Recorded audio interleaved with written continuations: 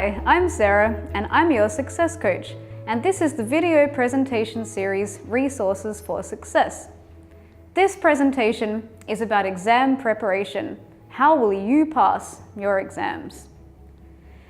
Now, as a higher education student, you are expected to have exams, and in this particular college, yes, you will have exams for all of your subjects.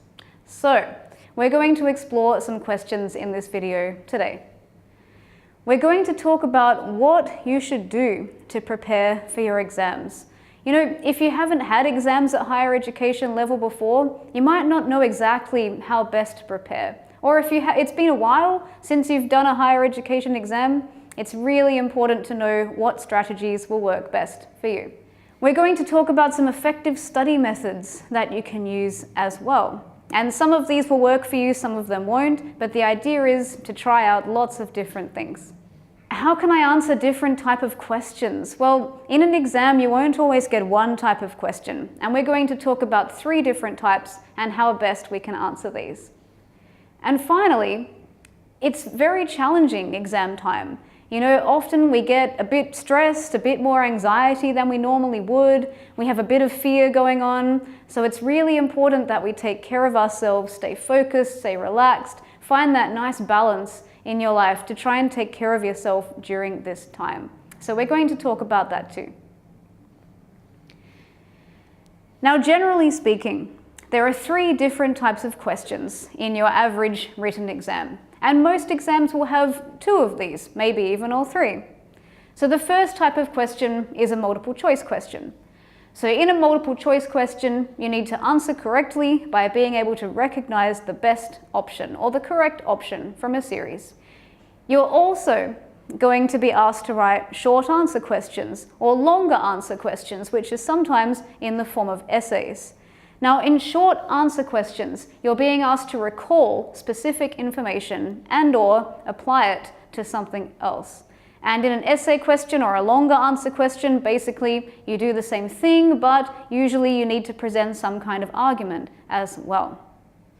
How do I know what my exam is going to be like? Well, in higher education, you have a lot of responsibility and autonomy and independence. And if you studied in a different style before, this might be unfamiliar to you, but it's very important for you to know that finding out about your exam is your responsibility. It is up to you to find out the correct date. When is it? Where is it? You need to remember it. You may not be reminded about when it is, so it's very important to always keep it in your semester planner or in the back of your mind, somewhere where you won't forget. You need to be aware that you have an exam and it's going to be here at this time and about this. Now, in your subject outline, you can download this from Moodle as shown in this picture here. And in your subject outline, it should give you the information that you need to know about your exam. It should also give you some information about the types of questions or the types of information that you will be tested on. It's worth finding out how long your exam will be, how much time you'll have allocated for each section. So find out what type of exam it is. Is it multiple choice, short answer, longer answer, essay? Is it a combination? Mostly they're a combination. You'd need to find out how much time you'd have roughly for each part, because you'll need to practice under timed conditions later. But more on that coming up. Now, if you watched the video presentation about planning your study, you will have a lot of tips and advice in your mind about how to plan your study. If you haven't watched that video yet, it's a good idea to go back and watch that one now, because we talk a lot about how to complete your study planner. I'm going to rehash that a little bit now because your exam study planner is very similar. I'm going to show you how you can use your weekly planner to make a realistic revision timetable for the subjects you have exams in. So when you're making a weekly planner, it's very important to put in all your other essential commitments first. For example, if you work, put in your work. If you have kids, put in your commitments to your kids. Do you need to pick them up from school? Do you need to make dinner for them? These things should be in your planner from the beginning. And then you'll be able to see where you have free time to study and also to rest. If you watched the Planning Your Study presentation, we had a look at this example of the weekly planner. Now, this is just based on an example. Let's say this is my life. It's not really, but let's pretend it is. It's based on working a 4-day week. I have Wednesdays off. In the morning, I drive to work, so I need to make sure that I put in my commute time. This is very important. I can't forget about this. I need to leave work a little bit early so I can pick up my kids. I need to bring them home, make dinner for them, make dinner for my husband. And I want to make sure that I have a bit of rest time. So as you can see, I have not scheduled myself anything on a Sunday. I've given myself Monday night off because on Monday I'm recovering from the weekend. I don't really feel like studying on Monday night. I feel this is not a realistic expectation of myself, so I've left that one out. I also left out Friday night. I like to go out and have some drinks with my friends. I don't really want to study on a Friday night either, but that's my personal preference. You might be different. I've given myself a half day on a Saturday, but if I find I need more time, I might be able to continue my study on Saturday, spill it over into Sunday, or I could even put in that Monday or Friday night if I really felt the need.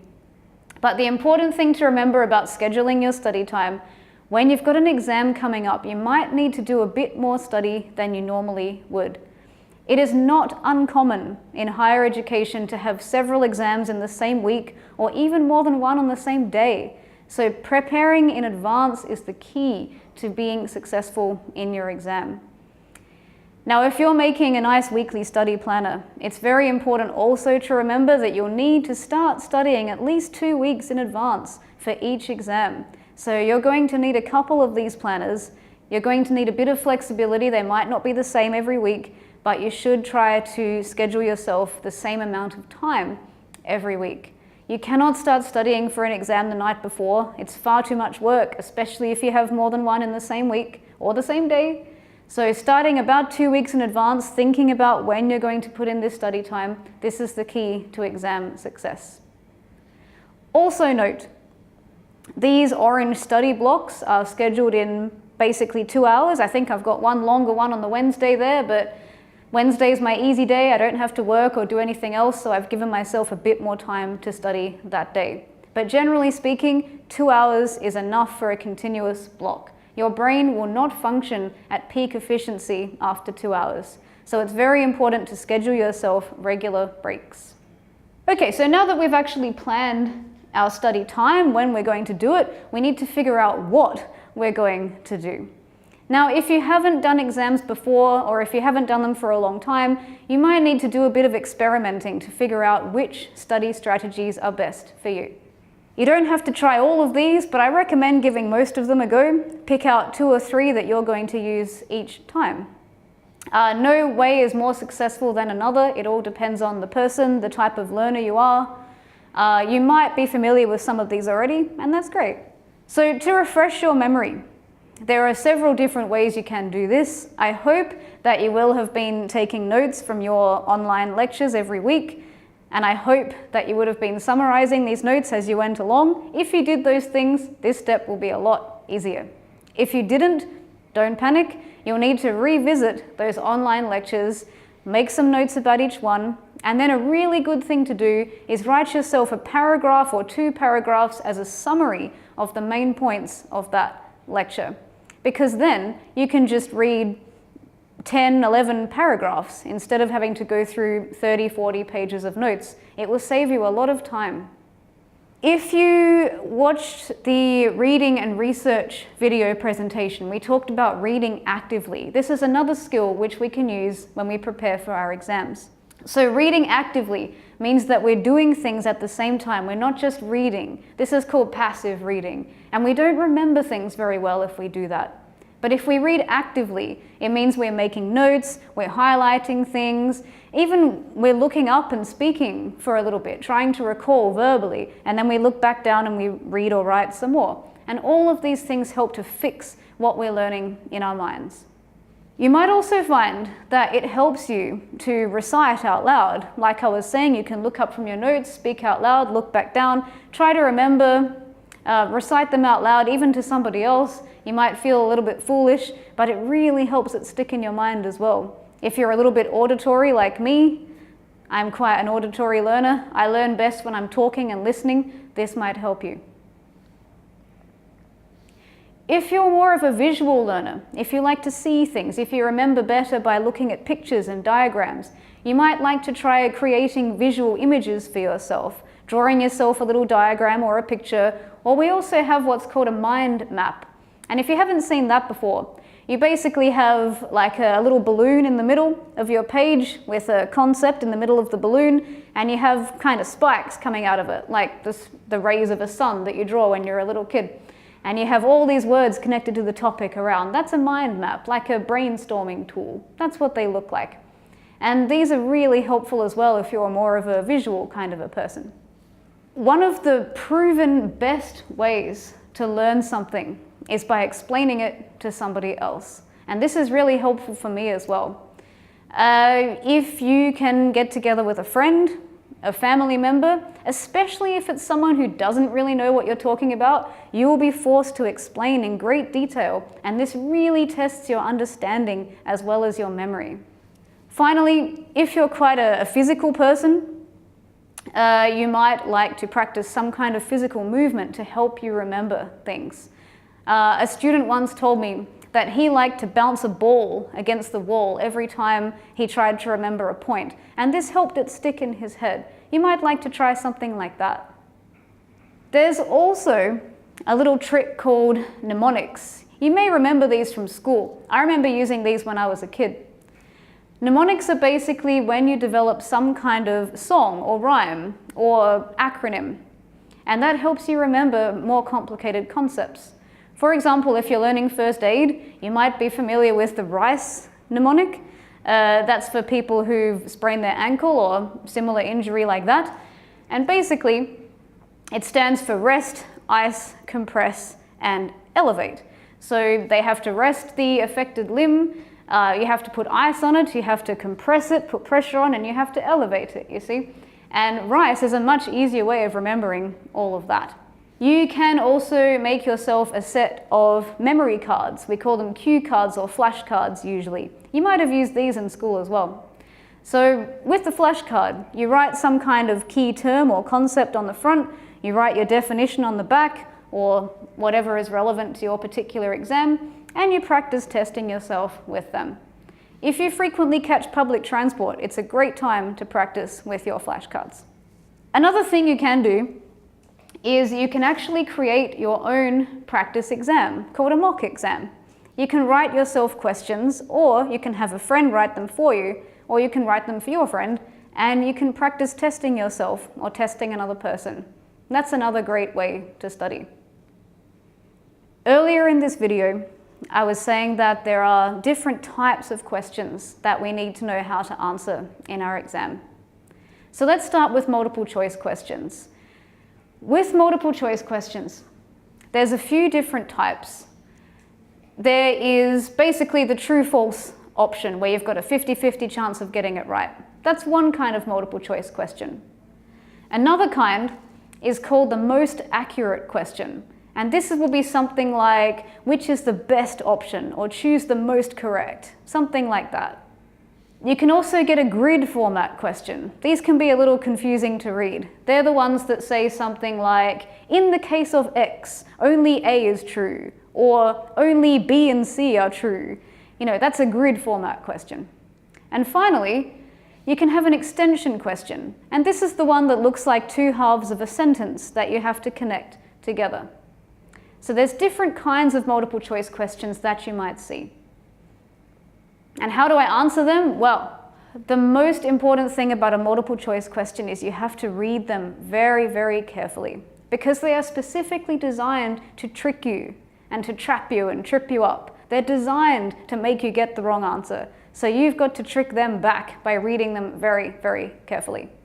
Now they will say things like, choose the answer which doesn't describe. So if you make a mistake and pick the one that does describe because you didn't read it carefully, you'll get it wrong. Or it will say things like, choose the best option. Now this means that all of the options are right, but you've got to choose the one that you think is the best one. And that can be tricky too, because they're all right. You might also be asked to choose more than one answer. And again, if you didn't read it carefully and you chose just one answer, that will be the wrong one. So you've got to read them very, very carefully. The other technique for answering multiple choice questions is you need to work through a process of elimination. Reduce the chances of getting it wrong, increase the chances of getting it right. Now with multiple choice questions, usually there will be one answer which is completely wrong. And that one should be relatively obvious. So you'd want to delete that one straight away in your head. Then you're left with 3 options. So now you've got a better chance of getting it right. See if you can eliminate another option which you don't think sounds quite good. Now you've got 2. And now you've got a 50-50 chance of getting it right. So the trick with multiple choice is read them very carefully and eliminate as many options as you can.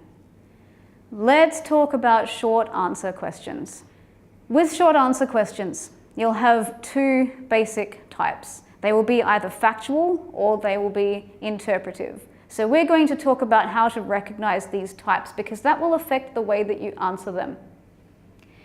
Now with a short answer question, they could be lots of different lengths. You know, there's no real guidelines for this. They could be a word, they could be a sentence, they could be a paragraph, they could be 2 paragraphs. All of that counts as a short answer. Now, how do you know how long you should write for? Usually you'll know because there'll be a point allocation. So for example, if you know that this question is worth 5 points, you will need to say 5 things in your answer to get the 5 points. If it's worth only 1 point, probably a word is enough. So how do I know if they're factual or interpretive? Well, the thing about factual versus interpretive, they're testing different things. Factual is just requiring you to remember things. That's not too challenging as long as you've learned the content well. But interpretive requires you to take concepts that you know and apply them to something else. And this is a bit more challenging. So how do you know which is which? You will have instruction words like the ones listed on this slide. So factual instruction words will be things like list, name, identify, define. And interpretive ones go into a bit more detail. They will ask you to compare and contrast, or to suggest reasons for, or to illustrate or discuss something. So that's how you know. And the thing about short answer questions is they usually do combine a couple of different instructions as well. So for example, here's a 2-part short answer question that combines facts with interpretation. As you can see in the first part, it says, what are some benefits of cosmetic tattooing? Okay, my instruction there is what? I just have to list the benefits. As long as I remember what they are, I'll be fine. But there's another part. Why has this industry grown so rapidly in recent years? Now my key instruction here is why, and why is an interpretive instruction? Because now I might not be able to just remember this. I might actually have to think about this and interpret it in my own way and give reasons for why I think that. So with short answer questions, what you should do is firstly highlight the different instructions that tell you what you need to do. Do I have to compare something? Do I have to list something? Do I have to discuss something? It's very important to highlight these and make sure I understand what they're asking me. And it's also important to do that because if I have 2 parts to my question like this one and I answer just one part, I might not pass. I need to make sure I answer all the parts. Okay, so all this talk of exams is making me feel a bit stressed. I'm feeling a bit anxious now. I've got an exam next week, which is why I'm watching this video, and I'm feeling a little bit scared now. So what can we do to reduce this? Because one of the biggest keys, one of the most important keys to exam success is to reduce our anxiety and feel confident. So how do we do that? Well, we're going back to eating a healthy diet and getting regular exercise. These things are very important, not just for our body, but also for our brain. Your brain will function at peak efficiency if it's getting nutrients, if it's being active, if you're feeling positive. Eating a healthy diet and exercising will help you mentally and emotionally as well as physically. You should be drinking lots of water. Water is good for everything. Water is good for your brain. It's good for your skin. It's good for every part of your body. And similarly, sleep is as well. We need to make sure that we're getting plenty of sleep. Staying up all night studying for your exam will not help your brain perform the next day. Don't forget to take those regular study breaks. You might feel under pressure to study, like I said, all night long, but don't do it. Your brain needs breaks. It will work better, trust me. Don't forget about the balance in your life. If you've got your planner, you should be able to work out when you are busy, when you can rest. You need that balance. You need to remember to rest. It's very important. It's important emotionally and mentally as well as physically. All of it's connected. Don't forget, there's always going to be other people to help you and support you, people you can talk to. If you can talk to your friends and your family, get support from them, that's fantastic. But if you feel that you don't have enough people in your life you can talk to, don't forget, you can always talk to us at the college. I'm your success coach. I would love to have an appointment with you and talk you through this. Don't forget about your relaxation techniques. Whichever relaxation technique you practice makes you feel good, whether it's massage, whether it's meditation, whether it's yoga, whether it's taking a bubble bath. Please do it regularly, especially during this exam time when you need that little bit of extra care. Of course, it's very tempting to go for the alcohol, the caffeine, the tobacco in times of stress, but try not to, because these things actually have a negative effect on your brain. They're very tempting, but they're not good for you. Lastly, here are my top tips for exam preparation. Don't forget to be flexible. Your study plan is only a guide. If you find that something comes up one day and you can't do your study that night, try and do it the next night, or even the next morning. It might be unusual. You've got to fit it in somewhere. Improvise. Be realistic about what you can do and what you can't. I know that I'm not going to get up at 6 a.m. and start studying. I'd love to put it in my planner because that's where I've got free time, but I know it's not a realistic thing. I'm not good in the mornings. I don't like it. I know that I will sleep instead. And then when I wake up, I'll feel bad about myself. I don't want to be in that situation, so I'm going to be realistic and plan my study for a bit later.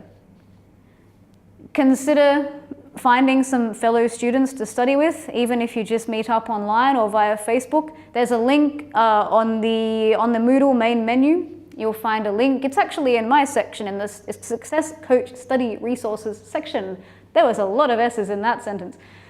In there, you'll find a link to the peer mentoring Facebook groups. So please feel free to join the one in your state, talk to other students, see if you can discuss your exams together. It's really helpful to feel part of a nice community. Remember, you're all in the same situation, right? Don't forget, look after yourself all the time. Self-care. We have a video presentation about self-care as well. If you haven't watched that one yet, please feel free to watch that one and get some more tips on how to look after yourself. And finally, be prepared and be confident. They are the two most important keys to exam success. Preparation. Know that it's coming up. Start planning and start studying early. And be confident. Talk to yourself in a positive way. Tell yourself, you can do this. If you would like to talk some more about exam preparation, or if you're feeling particularly anxious about it, please make an appointment with me. The link is here in your slides. That's the booking link for my appointments. Also, you can email me or call me. My email address and phone number are here as well. I really look forward to hearing from you. And that's the end of exam preparation. See you in the next video.